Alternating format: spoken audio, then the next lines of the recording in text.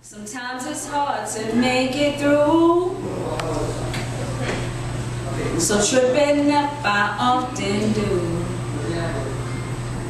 Sometimes it's hard to share with you, so tripping up I often do. I've been tripping, I've been tripping over words, and yes I know it sounds absurd. I've been tripping over words, and yes I know it sounds absurd. I've been tripping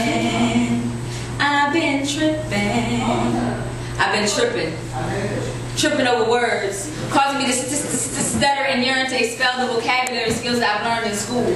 Instead of being this inarticulate fool and pass the torch of knowledge, causing my insides third-degree burns.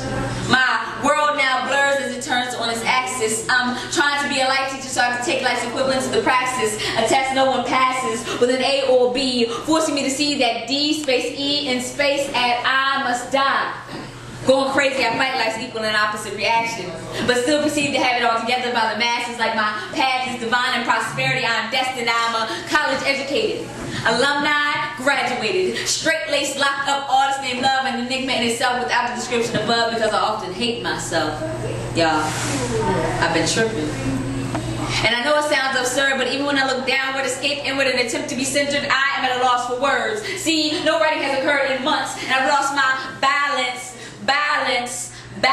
due to those who put up fronts and still act like behinds. Playing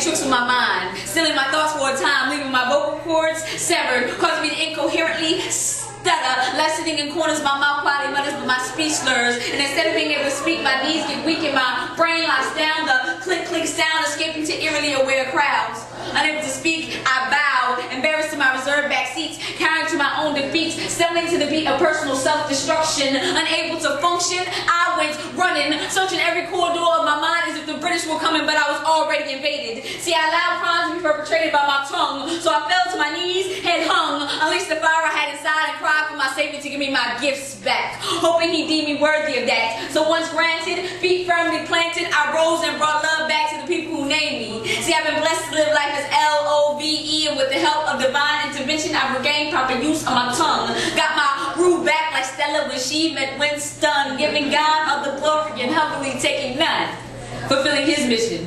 With no time for vengeance, even less for remorse. So I'm going to spit words, multiplying into lines and then into verse until I get hoarse, with no intent to defame, dishonor, disrespect, or injure. No. See, I will choke through raw throat until it's clear that I spoke to respectfully honor and exalt you, healing the misconception that love has wronged you. And as long as I project these words, protect these nouns, and carry out these verbs, I'm no longer tripping, y'all. I am heard. Sometimes it's hard to make it through, so tripping up I often do. Sometimes it's hard to share with you, so tripping up I often do. I've been tripping.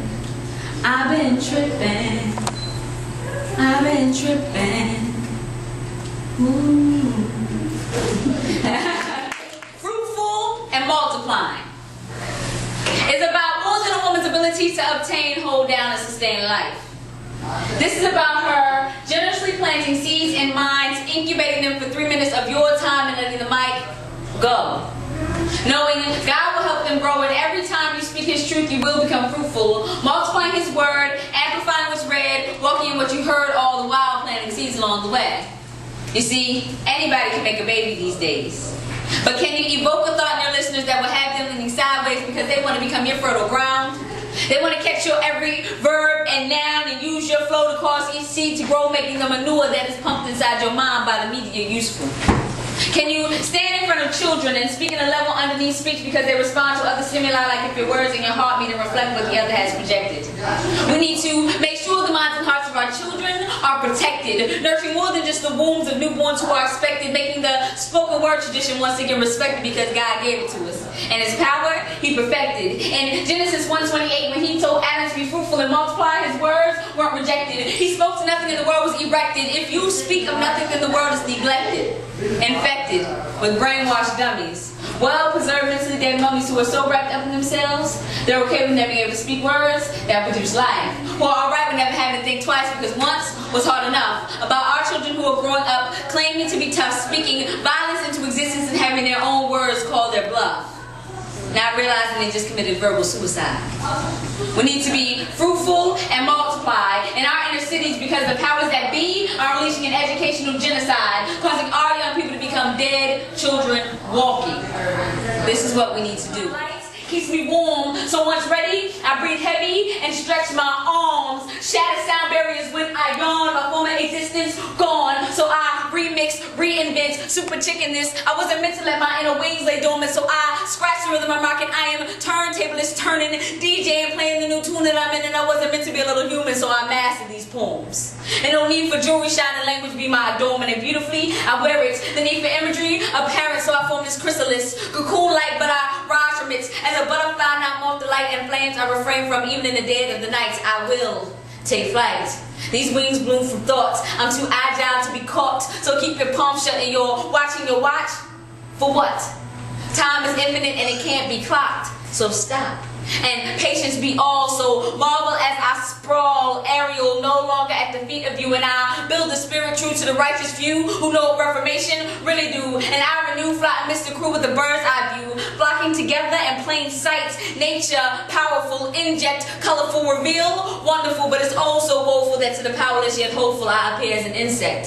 Simple, blind faith cripples, so open your eyes. Know that God is everywhere, even in your soul. You are not a weak sinner, you are a powerful life giver, so I embrace my potential until the chrysalis becomes invisible, and a new creature with the wisdom of a teacher your eyes behold. And ignorance will keep me shackled, so I refuse to be owned, and by being in the know these wings unfold. So if ever my life is fabled, let it be told that I marched up a stack of journals plated in gold, wrote myself until I became a ball, then spoke each line of rhyme until its walls began to fall.